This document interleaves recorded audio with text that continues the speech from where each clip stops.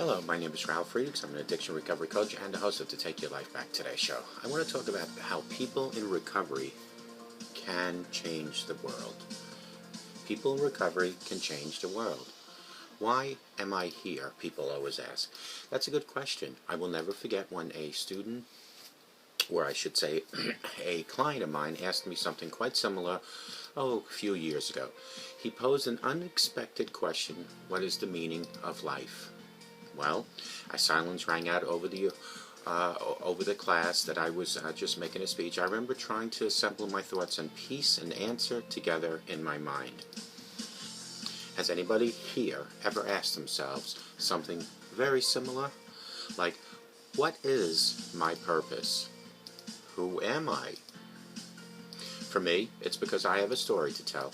We all do, actually, and it's an honor to share it with you, I said to the class, in hopes that this can help make a difference in at least one person's mind. Today, the world is a much different place than what I remember growing up.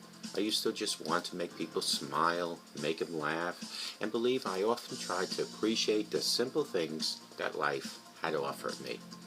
I was pretty much content with just being alive. Sure, I loved playing with my toys, riding my bike, and running around with my brother and my friends, just like any other kid. I remember running around playing kick the can or even passing a soccer ball around. Growing up was in a small town on Long Island was great. I would have to say things were pretty great at that time.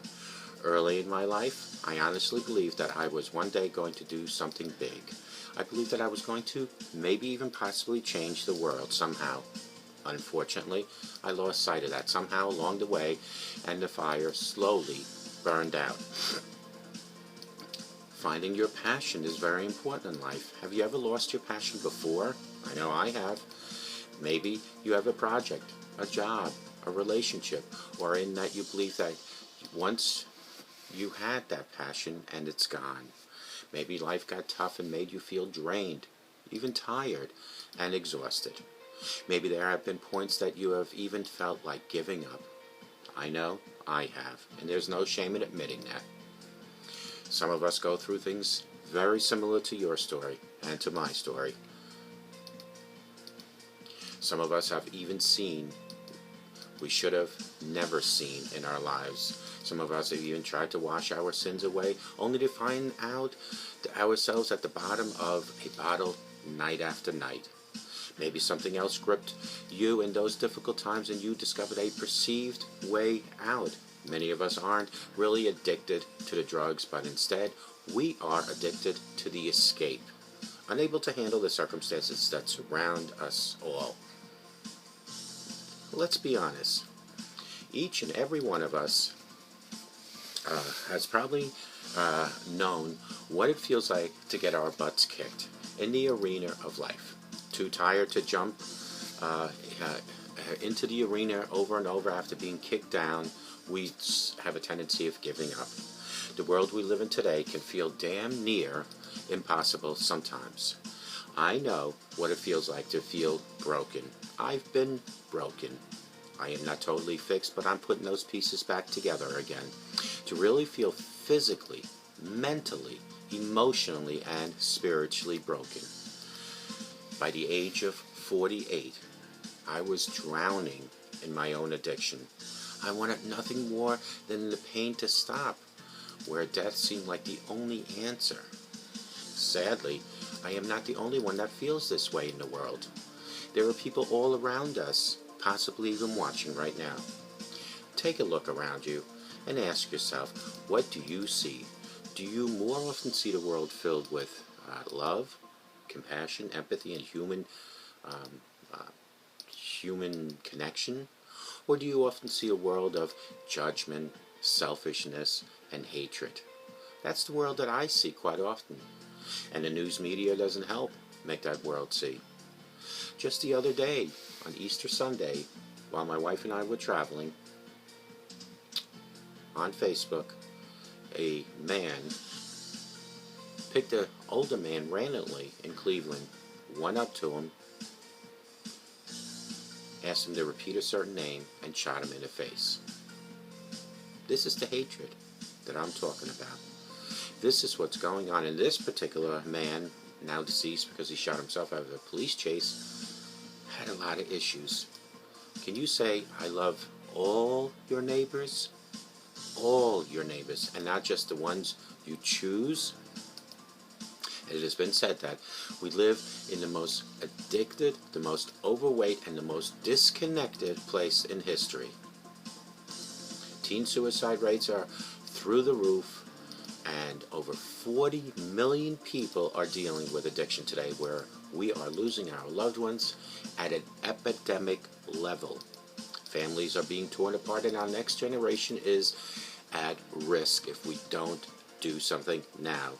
Well, we are going to put a stop to this, aren't we? Well, you might be saying, when are we going to put a stop to this? Unity, love, and understanding is one way to start. I am here to tell you, now more than ever, we must unite and empower those who are struggling with a terrible disease. Together, we must encourage each other to reach beyond our shame and our guilt that we all carry. We must let everyone know that it's more than okay to ask for help. We must create an environment that when people ask for help, they also receive it and not be judged. We must set our differences aside and bond in our similarities. Recognize that we are all human and children of God. We must teach our young ones that our past do not define us, and it does not make the present and the future worse. We must give those in recovery and the young people everywhere a greater voice. We must rise together, be heard, love more, and inspire others to live in hope. We must demand change as we unite with banded arms. Please don't do it for us, but instead do it for our next generation of leaders. This is a great call to action I'm asking you to do. It's about creating a world where everyone is treated equal and can move forward with no judgment, where men and women of all ages can feel empowered to stand up and speak out to the issues that confront them. We will no longer feel ashamed to come forward and ask for help if we all stand united. Your actions do truly matter. Your story matters. Share your voice, speak out loud. I assure you that you will be heard. It will help to save someone's life, possibly even your own. This is where you need to start. Today, you need to start.